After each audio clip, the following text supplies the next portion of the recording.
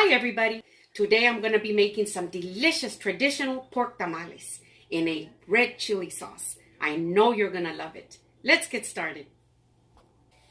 I'm going to start out with 3¼ pounds of pork butt with the bone. As you can see the bone right here. Now I like pork butt with the bone because you know that when you want to make a broth, you want to use meat with the bone, like chicken with its bone. And same thing goes with the pork, because it makes a delicious broth. Now the broth that I'm going to be making with this pork meat is going to be going two ways. It's going to be going to my masa, and it's also going to be going to my chili sauce. So I want to make sure that my meat has the bone in it. If you have pork butt without a bone, that's fine. It'll work too. So I'm going to start out by cutting it up into pieces. Now you want to make sure you've got very clean hands. And the reason I'm cutting it up into pieces is because it'll cook faster. Okay, so if you see a lot of fat on your meat, you want to remove that excess fat, but you do want some on there because that is what gives it a very good taste. And I'm going to cut them up into pieces about this size, like this. I'm going to be listing all the ingredients right here on the screen, and I'm also going to put the amounts, and I'm going to put it below in the description box too, so you'll know what I used and how much. Okay. And you want to make sure that you wear something really comfortable, and because it's going to take a lot of work. I'm not going to make a lot of tamales today, but I'm going to make just enough where it'll be a perfect amount for you to see and a perfect amount for me and my Ron. And I'll be able to put some in the freezer, and it'll all be just perfect like that. My mom made tamales during New Year's, Christmas time, you know, just any time. You see, well, look, you see all this fat? That's just a lot of fat, so you want to take it off. We don't need that much fat in here. And we can leave the rest because we do want some fat in here. We just don't want that much. But I've been making tamales my whole life with my mom, my aunts. But you know, as you grow up and then you have your own ideas, you know, you start making your own, you know, tamales. You start making it your way, you know, that's what's happened with me. I make tamales my way, you make tamales your way, and I don't criticize anybody's tamales, you know, I think they're all good, you know, I think everybody's tamales is good, because it all depends just how you were brought up. You know, my mother did it one way, your mother did it another way, and it just goes on and on like that. So we can appreciate them all because they take a lot of work. Now I'm trying to just take off as much meat as I can off of here. When the meat is done, it's just going to come off the bone anyway, so it doesn't matter if you leave plenty of meat in here like that. So I've pretty much taken off all the meat, as you can see.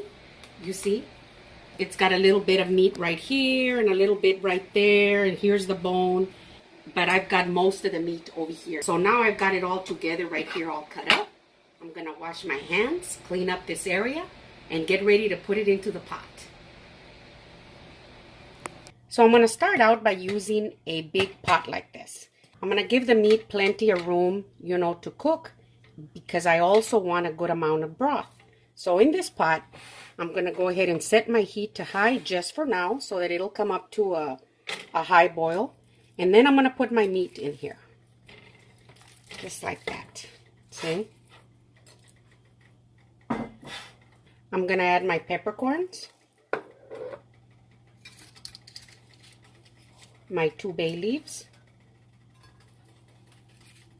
and I'm going to add my onion. So there's my onion. I'm going to put in 2 teaspoons of salt.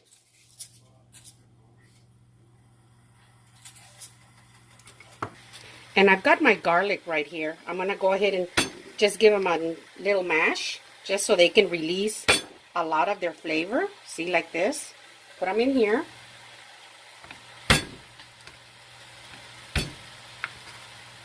Just like that. See? Now I'm going to add my water. And I'm going to add enough water to cover all my meat really well. Plus just a little bit more over the meat, because I want a good amount of broth in here. Just like that. And this is 2 quarts.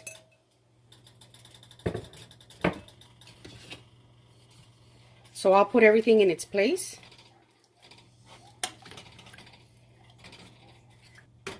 So I'm going to go ahead and put my lid on it. And I'm going to let it come up to a boil. And then I will be lowering the heat after it comes up to a boil. This meat will be cooking for approximately 2 hours. Now it could be a little bit less time because I usually use my Dutch oven. But today I'm using this stainless steel pot. So we'll see. But it's usually about 2 hours or so. Now as you can see, my meat started boiling. And there's some foam that is forming up at the top. So I'm going to go ahead and remove this. Now this is just protein, you know, from the pork. But you don't want it in here in your broth. So you want to go in here slowly and just remove it all. You might have to do it a couple of times until your broth is real nice and clear. So you do want to remove this.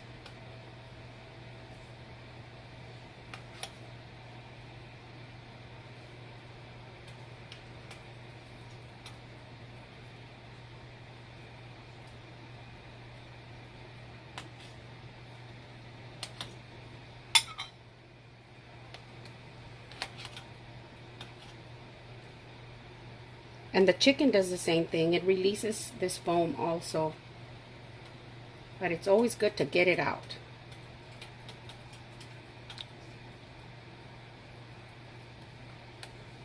Now that my meat has come up to a boil, I'm going to go ahead and lower the temperature to about medium. And I'm going to keep an eye on it and make sure that it stays at a nice steady low boil until it's fully cooked.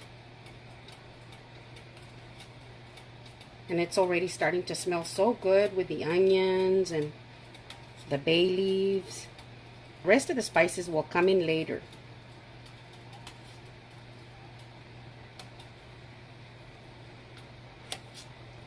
And that's good for now. I'll come back in a little while and check it and remove some more foam as it forms.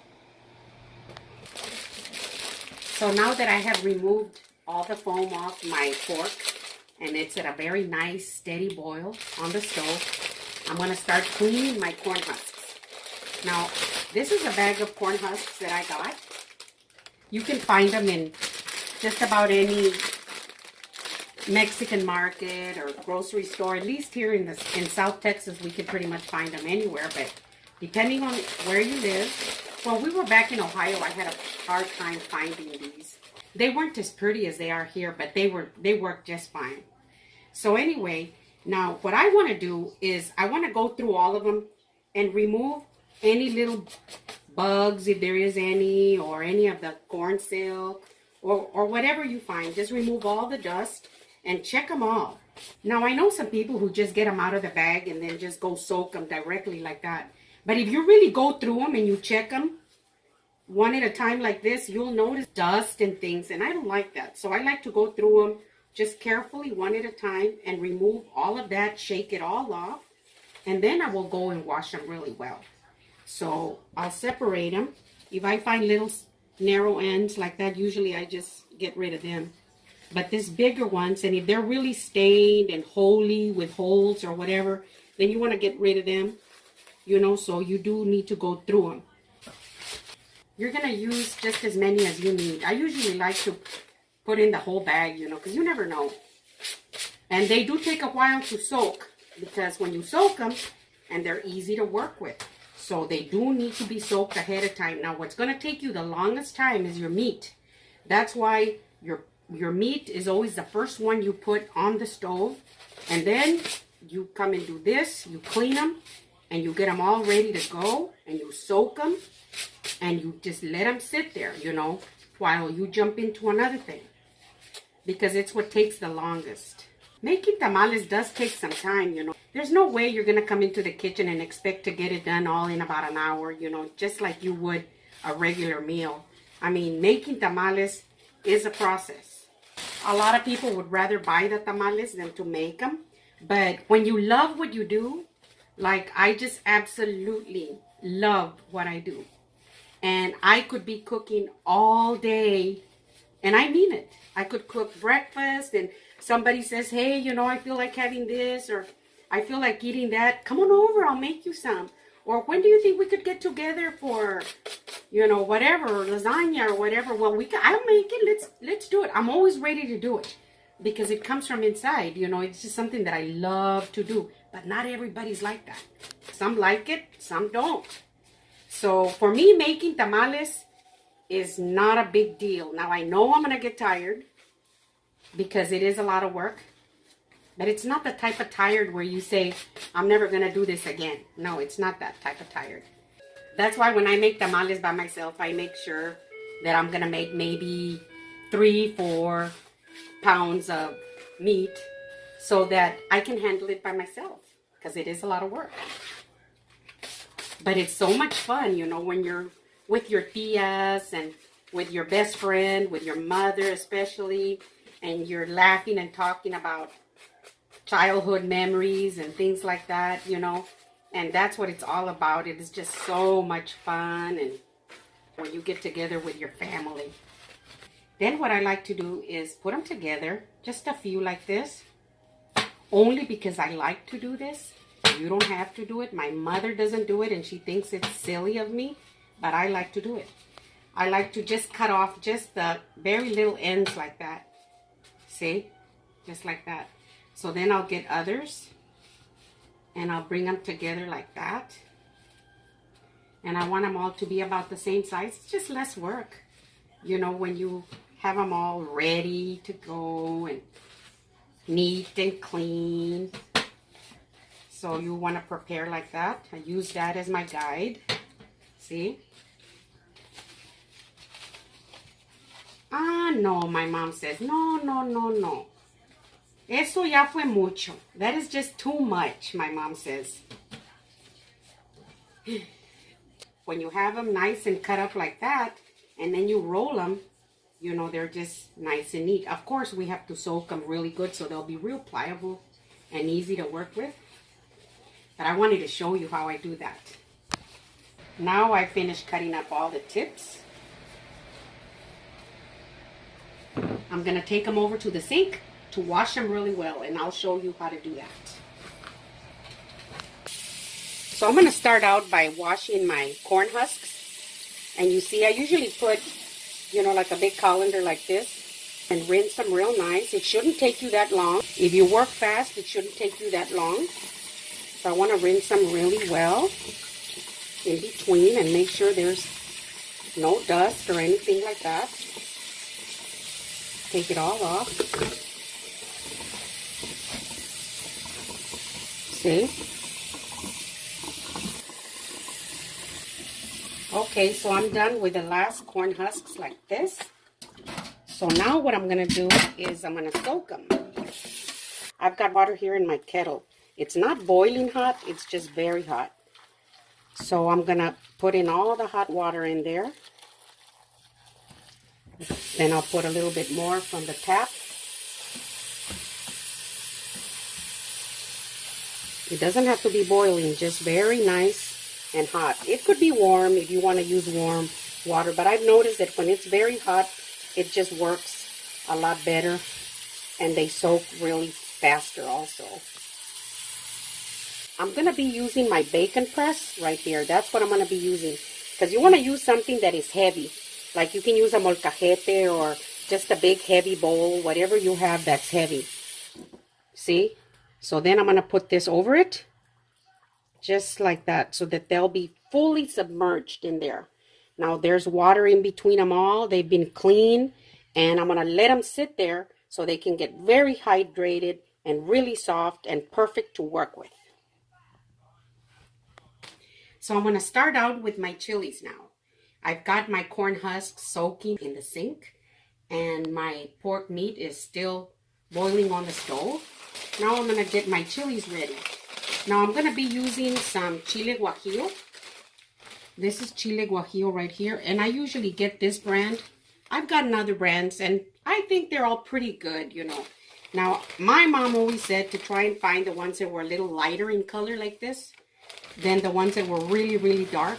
But these all look like good guajillo chilies because of the color. That's what my mom always said. And then I'm also going to be using some chile ancho. See? Chile ancho. And you know, chile ancho is just really poblano peppers. These are poblano peppers that have gotten really, really dry. And that's what these are. So then there's also chile pasilla.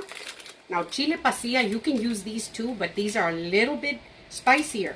Now, the chile ancho is very mild poblano peppers. Every now and then you'll have one with a kick in it because of the seeds.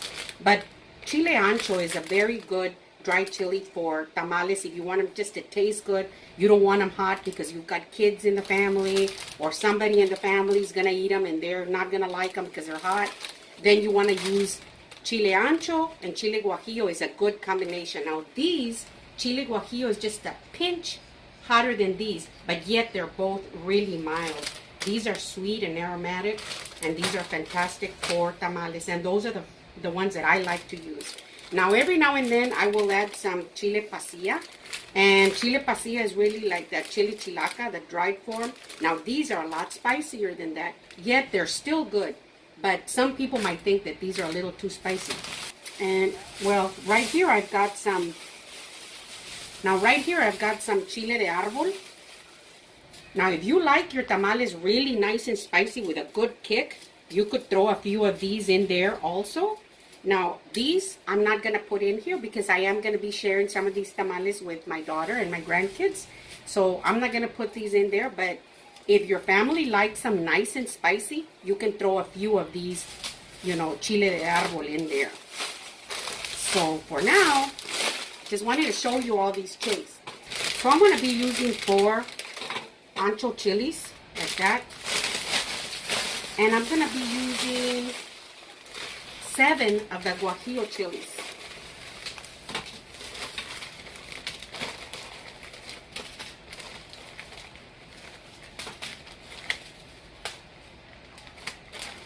That's good. So now what I'm going to do is I'm going to remove all the seeds from inside. Now I know some people just put them in like that with the seeds and all that. I don't like that. I'm going to remove them all. I'm going to remove all the seeds. So you just want to cut them off like this and cut off the stem at the top also. And I open them up. You can wear gloves if you want to wear gloves. But I'm kind of used to using these, so it doesn't bother me any. But I like to open them up and remove even these veins right here. And remove all the seeds inside. And make sure that there's no seeds in here. And remove all of these veins. See? And every now and then you'll have some seeds that hide in there really good. There's nothing wrong with that. And then I like to just cut them up into pieces. Just like that. Lay them aside. And I'll do another one. Now if you just cut off the little tip like that, or cut them off over here, you know, usually a lot of the seeds just fall out when you do that. See? But if you just cut them open, see, like that, and this is just going to be a problem for you in the blender, so you want to remove that too as best as you can. It's not a big deal because after we get them all blended in there, you know, I'm going to strain them anyway. So, but you just want to make sure there's no more seeds. Just cut them up into pieces like that. Now, all of these chilies will be strained. You can just strain them later and remove those seeds. Some people leave the seeds because there's a little spice, a little kick to it. Depends on the person, you know, but don't stress over it. Just try and remove as much of these seeds as you can and clean them out like that and remove all these veins. But right here, these chilies right here is just what will make your tamales super delicious.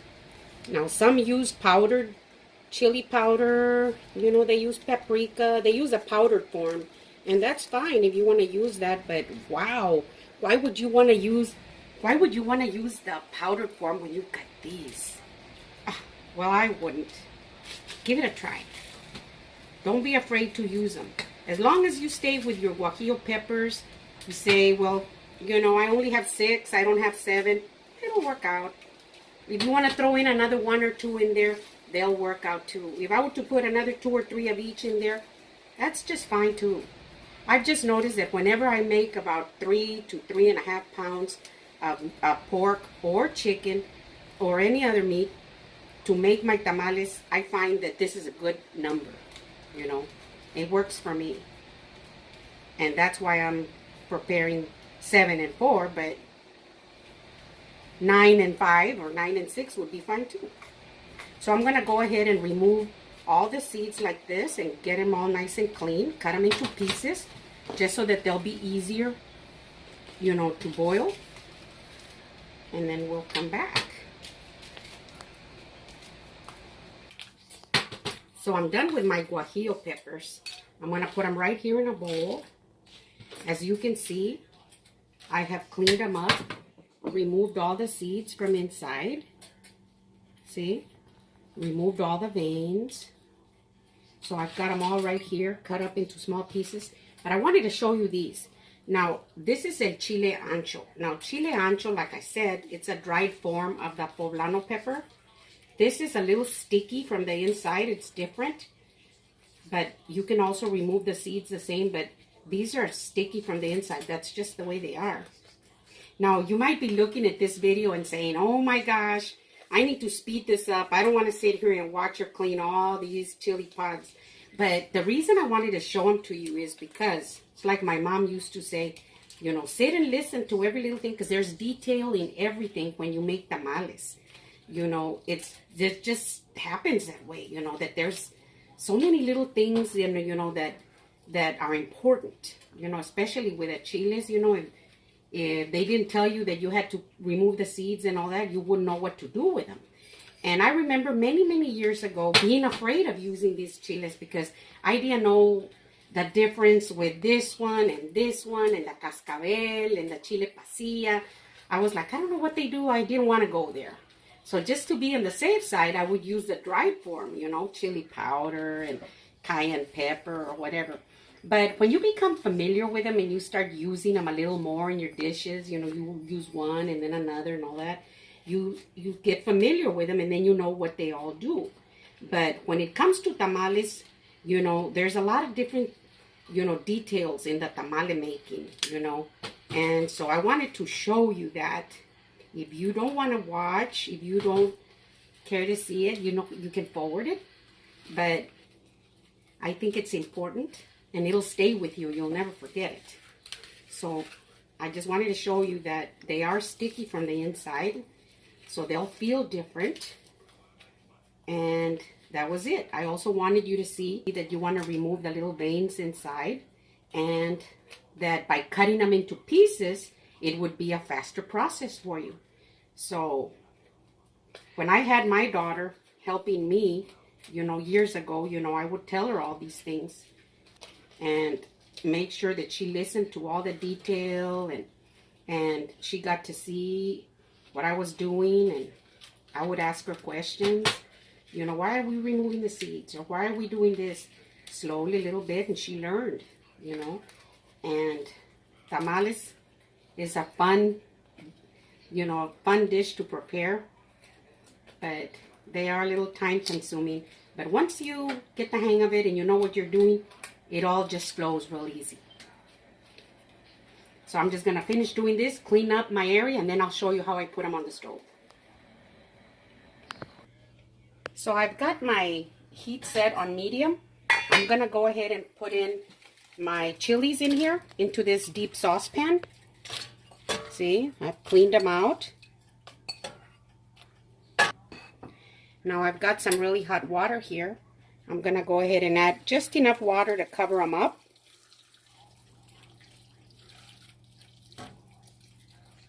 A little bit of salt.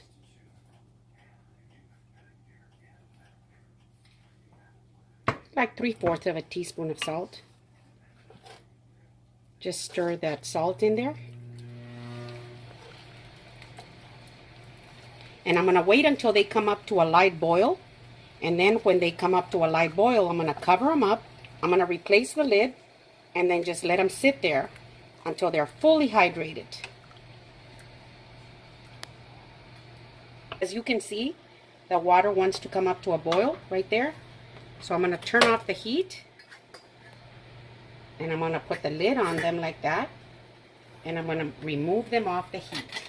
And I'm just going to let them sit there until I need them. And this way we'll make sure that they're fully hydrated.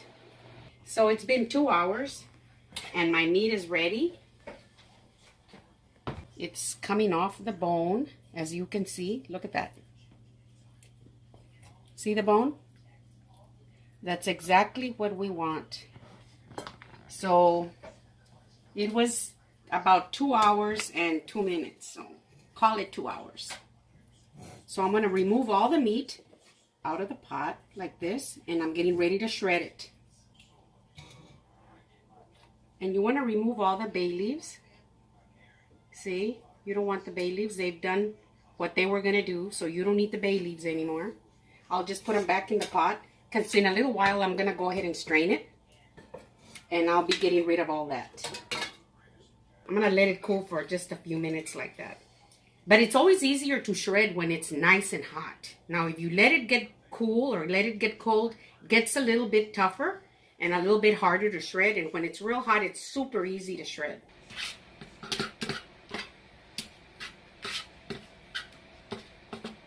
So I got me a bigger cutting sheet right here so that I can move around a little bit more. And that's good. Now, when you shred it, you want to shred it in nice, small pieces as you can. I always just go back in there and just give it a real quick little chop, because you don't want to eat your tamal and then take a bite and then there's a long string of meat in there. I don't like that. So I always just go back in there like this and just give it a quick little chop. I want to make sure that the little shredded pieces get cut also. And they're still good texture, but they're not real stringy. See? And that's good like this. So I'm going to go ahead and dump it into this bowl. And then I'll do a little bit more.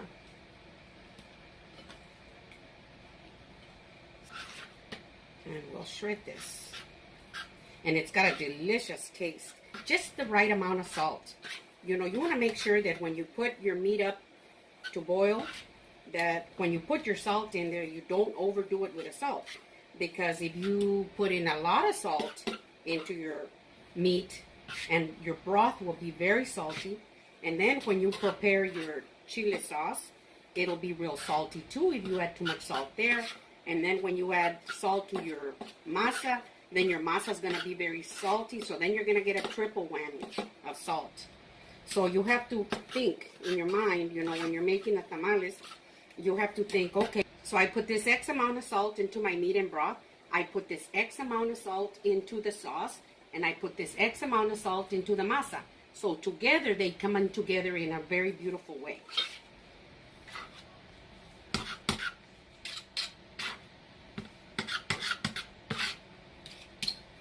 And when your meat is cooked really good like that, it shouldn't take a lot of work shredding it.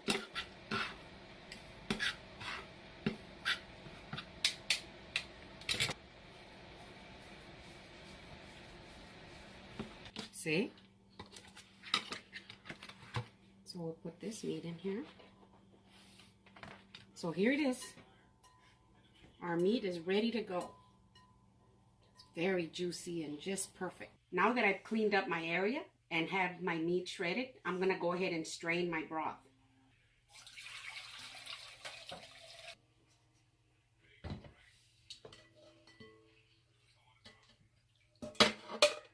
See? Can you see the broth?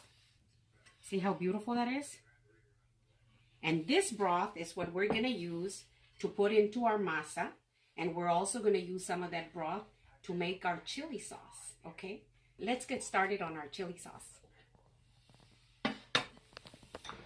So I'm getting ready to make my chili sauce. But before I blend my chilies in the blender, I'm going to go ahead and grind my spices.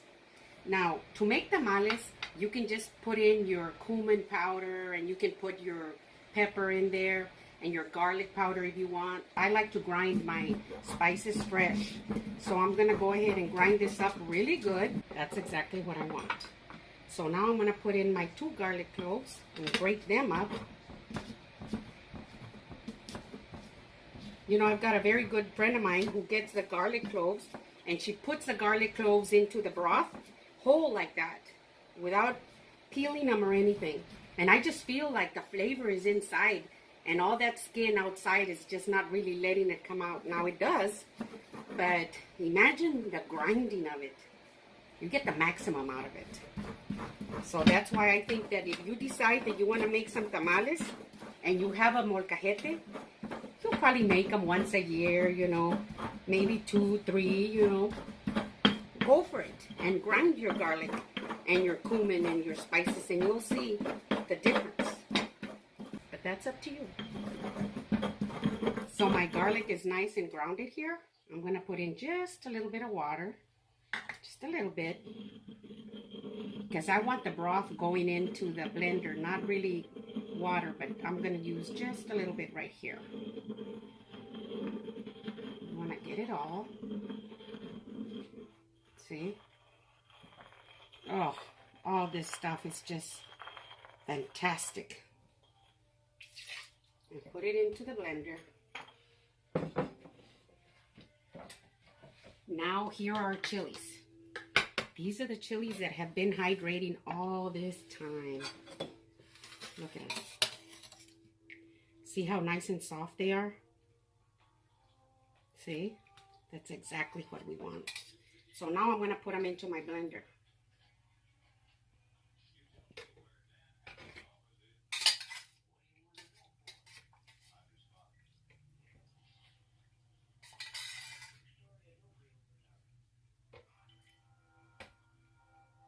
So now I'm going to tell you something, okay?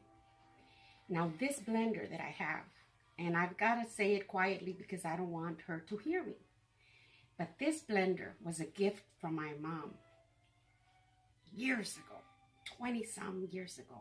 She gave me that blender. It was brand new. Now, she doesn't grind as well as, you know, the big blenders, but she is good, okay? I may have to run it through twice to get it blended just the way I want. But she does a pretty good job. I just wanted to tell you that so you'd wonder why I've got this blender. Because it was a gift.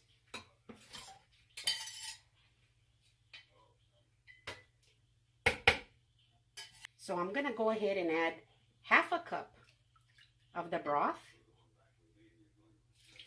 In there, we'll start with half a cup. I'm going to put in 1/4 of a small onion in there. I'm going to put in half a teaspoon of oregano.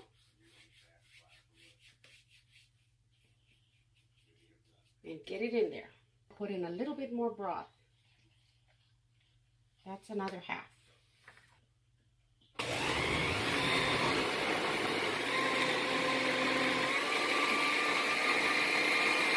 I'm going to add a little more broth.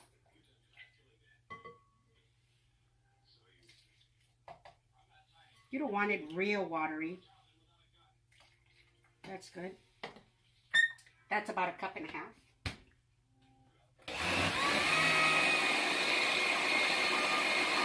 Now I love the chicken bouillon in here. My mom says, oh, no, no, no, no. Chicken bouillon, no. But I like the chicken bouillon in here. I think it's delicious. So I'm going to put in 1 teaspoon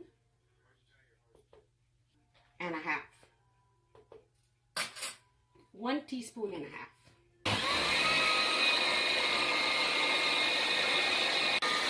I'm really going to pick up the speed, and then I'm going to let it just run until it gets real liquefied.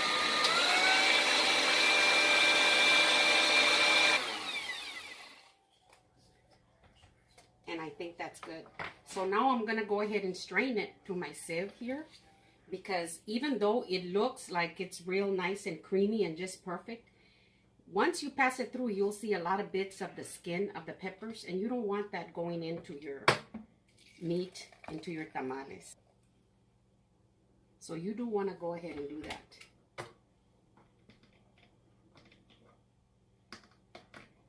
Until it all gets strained really good.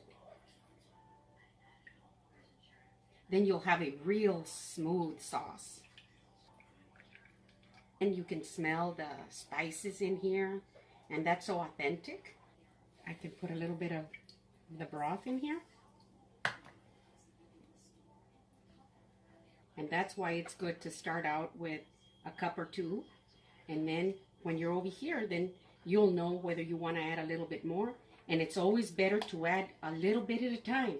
Because if you add a lot and it's real watery, you're not going to be able to fix that. But if you take it slow, a little bit at a time, you'll be able to get it just right. You know, you can still add just a little bit of the broth, little pinches at a time. And I think that's good. Look at this. See? That's what you're left with. So I'm going to set that aside. And this is our chili sauce. Look at how smooth this is. See?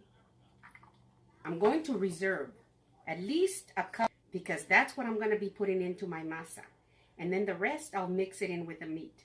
So I'm going to clear this up and get started with that. Now I've got my heat set at about medium. I'm going to add a little bit of cooking oil. And I'm going to go ahead and add my chili sauce in here.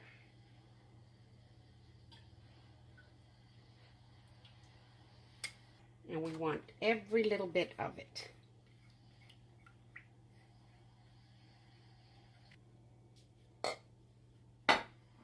Just like that.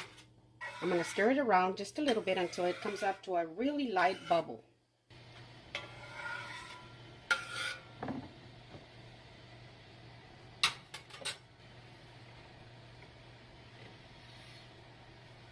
It's just like when you're making a salsa, you know, just a regular salsa, you know, with your hot peppers for an everyday salsa to use, you know, on your breakfast or whatever, that you do want to put a little bit of oil after you have whipped it up in your blender. You want to put a little bit of oil and then you want to put in your salsa and you want to like cook it, you know, just for a little bit. Now, what's happening is that my chili is going to start bubbling up a little bit. So we want it to like cook in there and develop its flavor really good. Now, as you can see, there's a really, really soft little bubble down there at the bottom. See it? Well, this has been going on for about 4 minutes.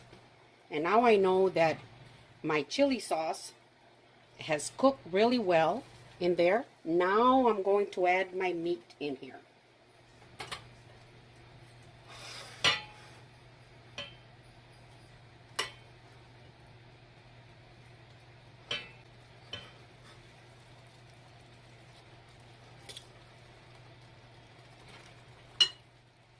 Give it a stir.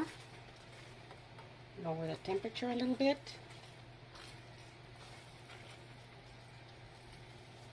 Add some more of the meat.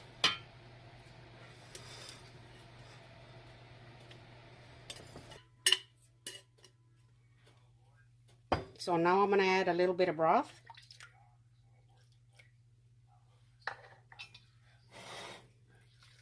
And stir it around like this. And get it all incorporated really, really good. And this would be a good time for you to taste it and adjust your salt. But I already tasted the chili sauce and it is so delicious and perfect. So I don't think I'm going to have to add any more salt in here. But you adjust it according to how you like it. See how beautiful this looks? It's got just enough of the chili in here. But you put any more than that, it's going to be real wet. Then when you open your corn husk and you put your masa and you put that in there and you close it up, all of that's going to be flowing out. And you're going to have a big mess in your pot. So it doesn't have to be overflowing. You just want it to be well coated and real nice and juicy. My meat has been simmering for about 10 minutes. And it's ready and it looks delicious. I'm going to go ahead and replace the lid. And I'm going to get my masa ready. I'm getting ready to prepare my masa. Now the masa that I'm going to be using is this one. And I've got 3 pounds.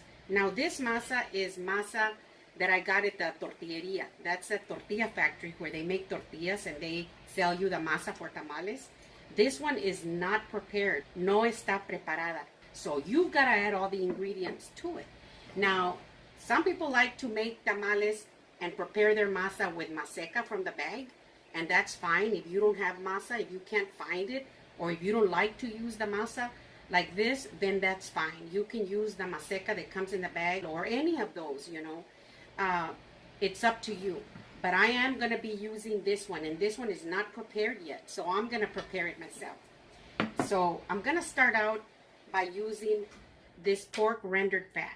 As you can see, it looks like gravy, but it's not. And it's almost impossible to make delicious tamales without using ingredients like pork fat, and to use, you know, the masa and all of these things. You know, that's just how you make tamales. The good thing is we eat them maybe once, twice, or 3 times a year. So that's a good thing. So I'm going to go ahead and start with 1.5 cups. Now, the trick to making a good masa, that's about, 1.5 cups. So the trick to making a good masa is to really work it. I mean really work it. Some people like to really whip up, you know, the pork fat, and you can put it into your stand mixer or mix it with a mixer and get it to look like meringue and all that. And I have absolutely no doubt that it works beautifully like that. But as long as it's nice and smooth like this, and it's real nice and smooth, it's going to work just fine, because I've done it before and I know that it does. So I'm going to go ahead and put pork fat in here. And slowly, I'm going to start putting in my masa, a little bit at a time like this. And the reason I'm going to do this is because it's less work. So I'm going to put it in a little bit at a time like this. See? Just like that. And you have to get ready, because this is probably the hardest job of all, making tamales. Even though I don't think it's hard, I'm having a wonderful time, my Ron and I here, doing this. It's Christmas time, and you've got to make it fun, especially when you're doing something you absolutely love, right? This is going to be the hardest part, because it takes a lot of muscle, and you're going to have to really work it in here, okay? Now, that's why I've got this real big bowl, because it's big and it gives me room for me to really move. Whereas if I used a small little bowl like this, it would be just a lot more work. So with my 2 clean hands, I'm going to start bringing it in together as best that I can before I start adding the other ingredients. But before I do that, I'm going to add a little bit of salt. Now remember that I said that the chili sauce is just perfect with the salt content. So is the broth. And so I want to make this just perfect, but I've got to come down 1 notch with the masa, because perfect, perfect, and perfect is salty. So since those 2 are perfect, I'm going to come down 1 notch with this. So I'm going to add very little bit of salt. Okay? I'm just going to put a little bit like this. That's it. And in a little while, when it's all prepared and all together, I'll taste it and see. So with 2 clean hands, you're going to start coming in. You're going to start working it in like this and bringing it in together. Now you want to squeeze it. And there's so many textures of masa, you know, like the masa that I prepare when I make corn tortillas is one. And then the masa that I prepare when I make flour tortillas is another one. And then when I make gorditas is another one. One is a little wetter than the other. One is a little runnier than the other. The other one has to be a little firmer. So depending on what you're making, that'll determine just how wet your masa has to be. So right now it still has a long way to go, but I'm just bringing in that little bit of the pork rendered fat that I put in. I'm bringing it in together a little at a time.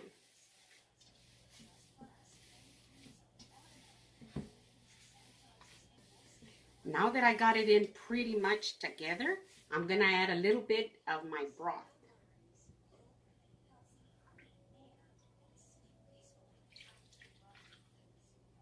Just like that. And then I'm also add a little bit of my chili too. Now, how much of the chili do you put in there? It's up to you.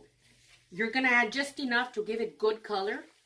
Now, if you want to make them just white like this, that's fine. But if you want some color in there, you can add that a little bit at a time until you get right to the color that you like.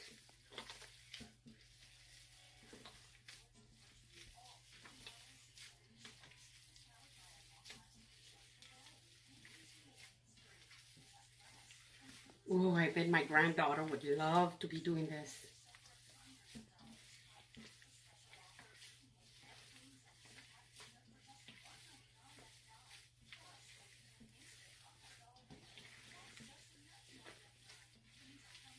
And just when you think that it's just right and you could stop, it's when you're just getting started.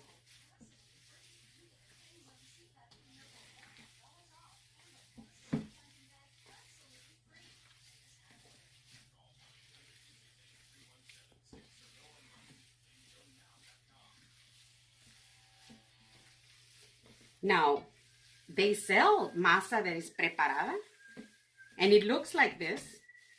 It looks like this. But I don't know how much they worked it, you know, how much of the pork fat they put in there, or how much of the broth it's got in there. Now, I've tasted tamales with masa preparada, and they were very good. So that's another choice that you have.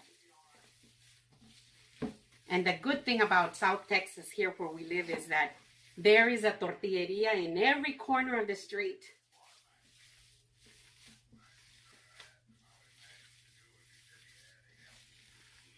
But if you don't want to go through this process, you know, of working your masa that you bought, you can use the one in the bag.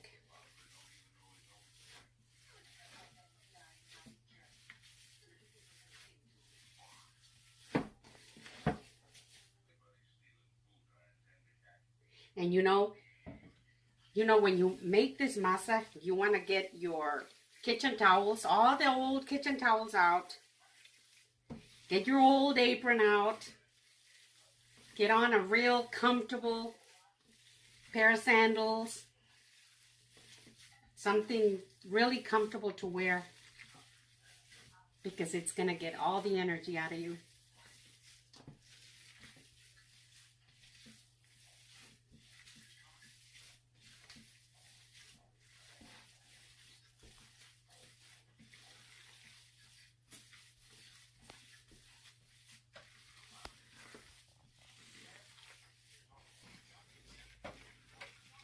So I've been at it for 30 minutes.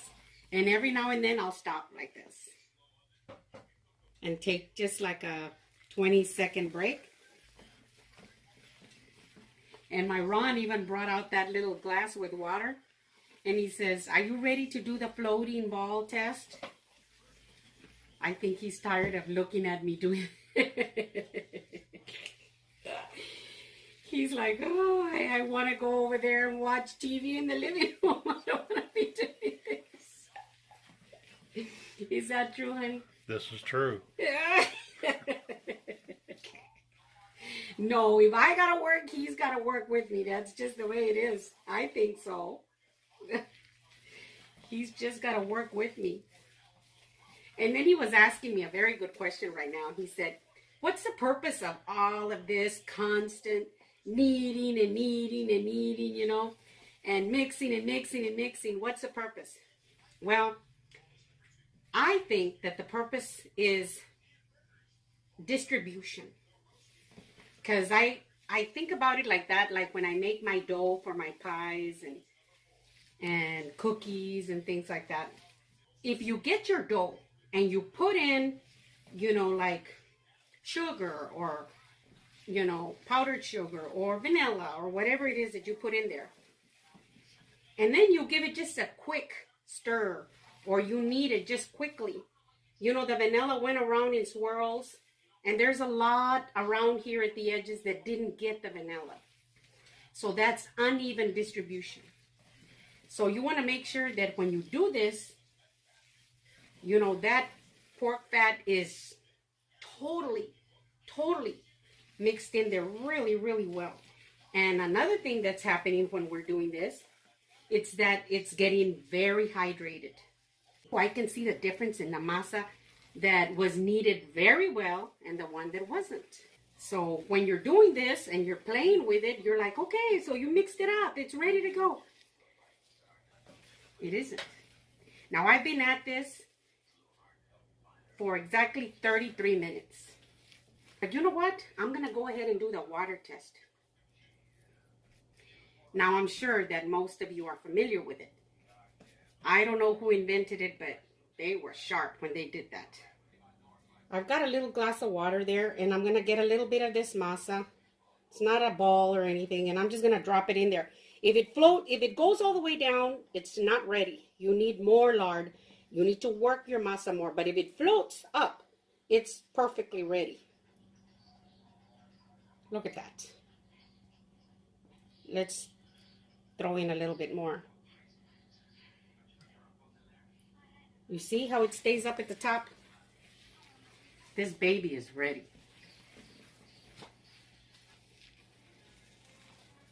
So what I'm gonna do is get it together. Now what I'm gonna do is embarrar, what we call embarrar. And that's that we get our hoja or our corn husk, and then we smear the masa on there. So that's why you want it real creamy. You don't want a nice firm, you know, ball, like if you were making flour tortillas or anything.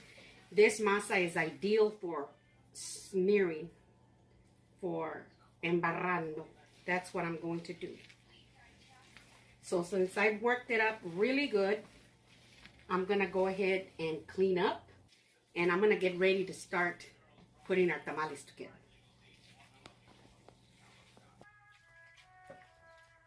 I've gotten myself situated here. So I've got my meat ready, cookie sheet where I'm gonna be putting my tamales after I roll them. This is where I'm gonna fill them, and this is where I'm going to embarrarlo or smear them. And here I've got my corn husks, so I'm ready to go. Now there's two sides to the hoja or to the corn husk.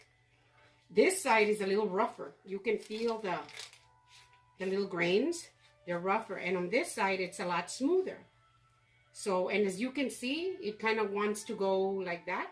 So then you know that this is where you're gonna fill it. But I have made them this way, and they're just fine too. But you wanna go with the flow. Don't fight it. So go on the inside. I just lay it right here on top, and I get some of my masa, and I smear them like from halfway this way, leaving a little space over here at the edge. And I'll show you why.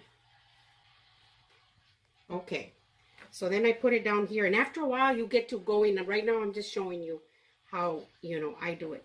So you want to get some of your meat mixture, and I don't like just a real thin little tiny strip of meat in there. I want them gorditos, you know. I want it with plenty of meat in there, but at the same time you don't want so much that it's going to be overflowing. So then from right here I like to flip it over, and then I bring it to where the masa ends, about right there, and it closes in together like that.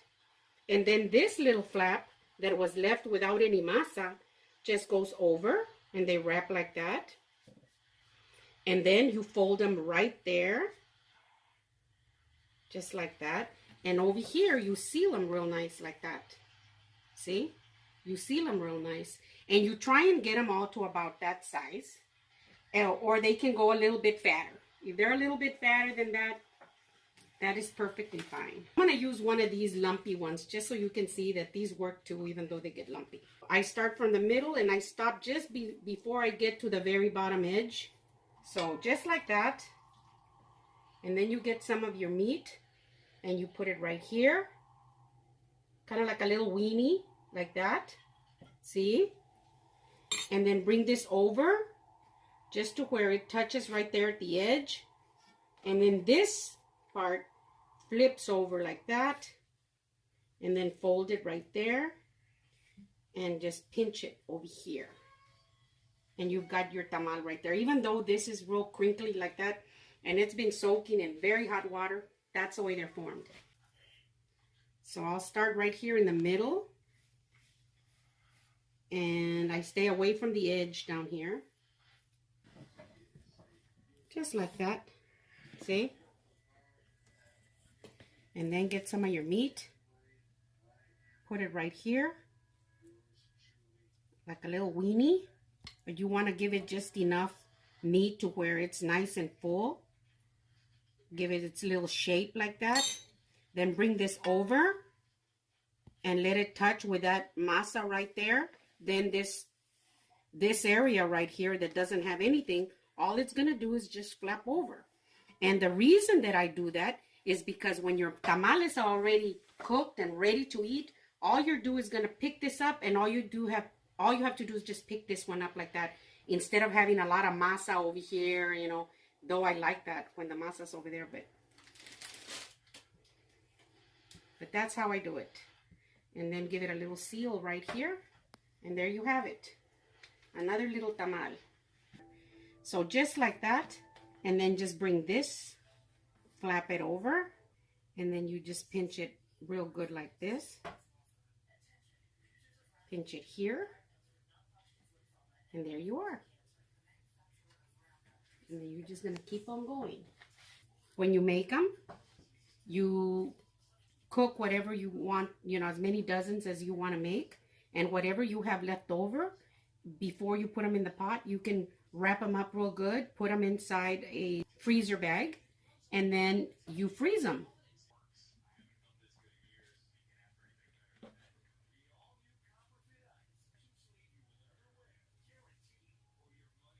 Right there. Pinch it over here, and they're there. So I've got enough made already for me to put in my pot. So this is my steamer. So what I'm gonna, and this is my pot. So I've got about 2 quarts and 1/3 of water right here, just to where it hits the bottom of the steamer and it doesn't come through the holes.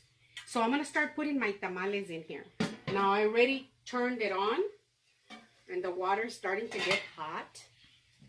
And I'm gonna start putting my tamales in my steamer, okay? Now the way I usually do it is I just start laying them flat like this. See? Right against the wall. And I was able to make about, I have like 4 dozen here.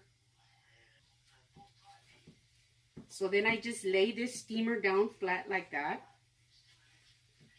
Because if you stand it up, then they're all falling.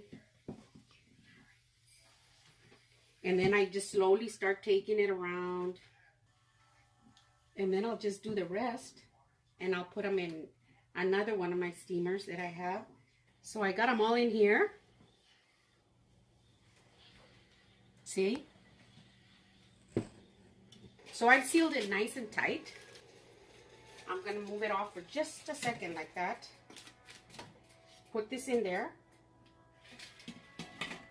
Just like that. And then move it over back. Now I'm going to set the timer for an hour and about 35 to 40 minutes. And they'll be ready. And that's it. So I've got a little bit of masa left. A little bit of meat. Now I'm going to wrap them up and I'm going to put those in another little pot. So we'll come back when these are done. Okay? My tamales are ready. I just turned off the heat.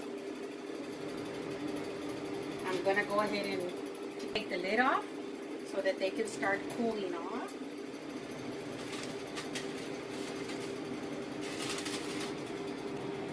I'm going to get a couple of them out.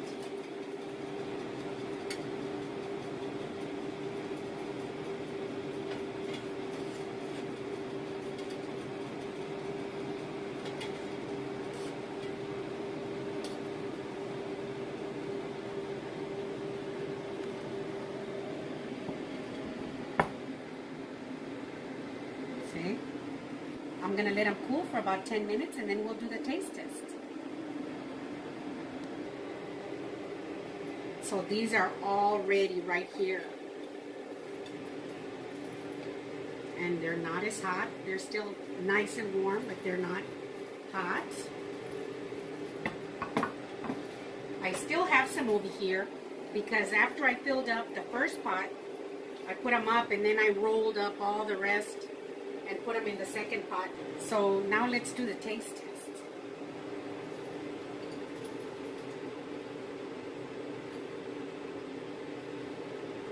Ooh, look at that.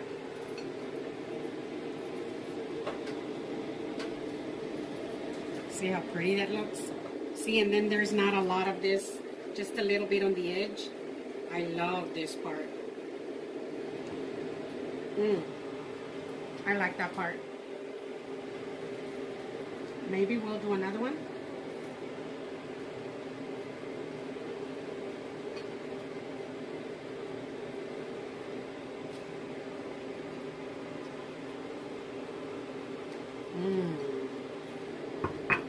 Then I have some salsa that I made.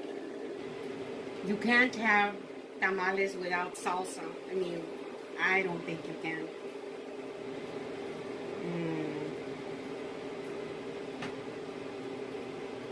See? And you can put a little crema on them if you want. You can put just a little crema, if you like crema, on them with some salsa.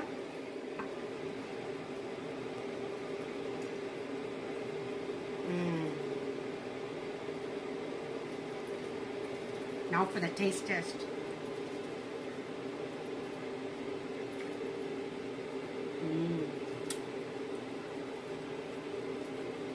Oh man. Oh, these are ready.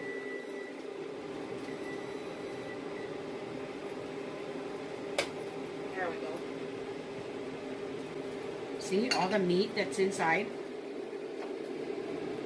That's why I like to put plenty of meat inside. See? Look at that.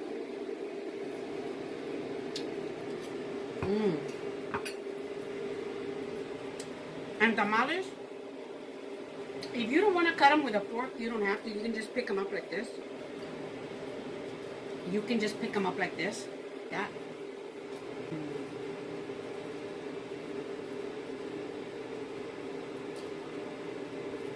I eat them like that.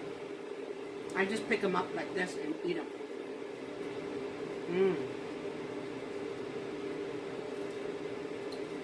The salt content is perfect. I mean, and there's a little bit of kick to them because of the salsa, but without the salsa, they are just so perfect. The fantastic seasoning, the spices in there, like the cumin and the peppercorn, not overpowering, but like a real tamal.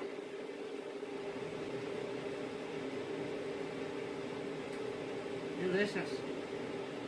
It's just, you know, however you're brought up.